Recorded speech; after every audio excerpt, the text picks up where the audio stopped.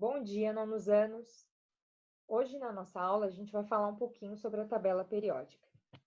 Então, relembrando o que a gente já havia conversado na aula passada, atualmente nós conhecemos 118 elementos químicos, e de acordo com a União Internacional de Química Pura e Aplicada, cuja sigla é IUPAC, eles estão organizados em uma tabela periódica que considera suas propriedades e características. Então, o que diferencia um elemento do outro, é o número de prótons que eles têm no seu núcleo. Tá? Então, por definição, da IUPAC, o elemento químico é um conjunto de átomos que tem sempre o mesmo número atômico, que é representado pela letra Z, como a gente viu na aula passada.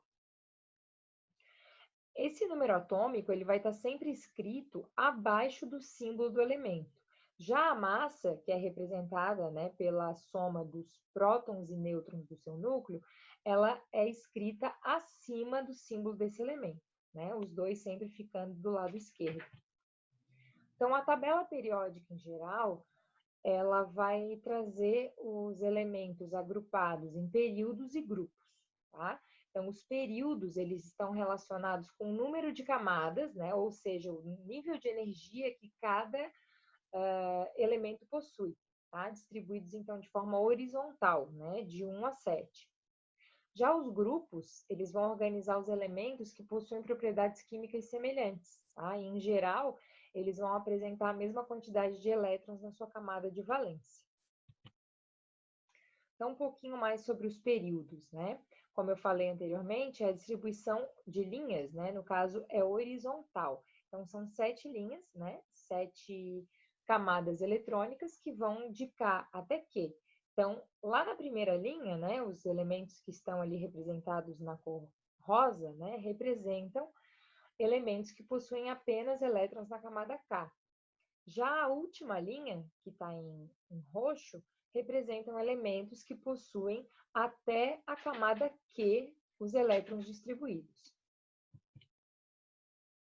Já os grupos ou famílias são referentes às colunas, tá? Então, na primeira, na segunda coluna e da 13ª à 18ª coluna, esses grupos, eles estão distribuídos de acordo com a quantidade de elétrons da sua camada de valência. Então, o grupo 1 possui apenas um elétron na camada de valência.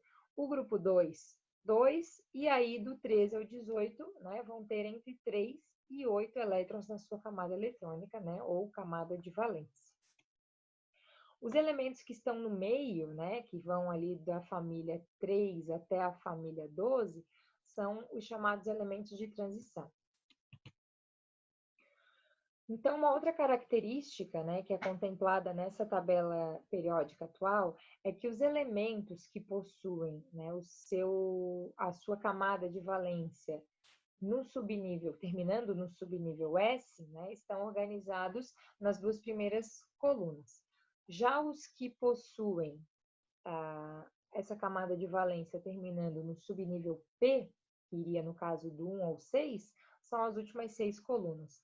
O D são aqueles elementos de transição, distribuídos nas 10 colunas centrais, já que esse subnível comporta até 10 elétrons, e os elementos que estão representados em azul, aqui nessa imagem, são aqueles que possuem a sua distribuição terminando no subnível F, então indo do 1 até o 14, por isso que nós temos 14 colunas nesse caso. Então, características gerais dos elementos, Os que são classificados como metais correspondem à maioria dos elementos químicos, e eles têm como característica a boa condutibilidade térmica e elétrica, como a gente já viu em outros momentos, possuem brilho, e também a propriedade de ductilidade e maleabilidade, que estão relacionadas com a capacidade de formar fios e lâminas, tá? Os que são não metais, eles são substâncias simples, tá? Com aparência opaca, ou seja, não tem brilho, e em geral eles são maus condutores, tanto de calor quanto de eletricidade. Já os gases nobres, eles vão ter esse nome justamente porque eles são encontrados de forma isolada na natureza, Então, dificilmente esses átomos eles estão relacionados, né, ou combinados, ligados com outros átomos, tá? E eles são denominados, então, inertes por esse motivo. Já o hidrogênio, né, ele é um elemento com característica própria, tá? Diferente de todos os outros elementos químicos, e ele é considerado de forma separada dos outros grupos da tabela, tá? Por isso que ele está sozinho como primeiro elemento dessa tabela, tá? Então, ele está lá no grupo 1, chamado também de alcalinos. Como sugestão para vocês aprofundarem um pouquinho mais os estudos sobre a tabela periódica, eu indico esse vídeo para vocês, tá? Do Descomplica, que é bem didático, bem ilustrativo. E após vocês concluírem, então, esse vídeo, que também é bem curto, a gente vai ter o atendimento, né? Vou ficar aqui disponível para tirar dúvidas de vocês e para que a gente possa fazer alguns exercícios também, tá? Então, como atividades para a nossa aula de hoje, páginas 66 e 67, e lá na hora do estudo, da página 70 a 72, tá? Então, espero que vocês consigam desenvolver com facilidade essas atividades e que a gente possa tirar dúvidas, né? Interagir um pouquinho mais nesse momento pelo Clipe Escola, tá certo? Obrigada pela atenção, pela participação e aguardo vocês em seguida.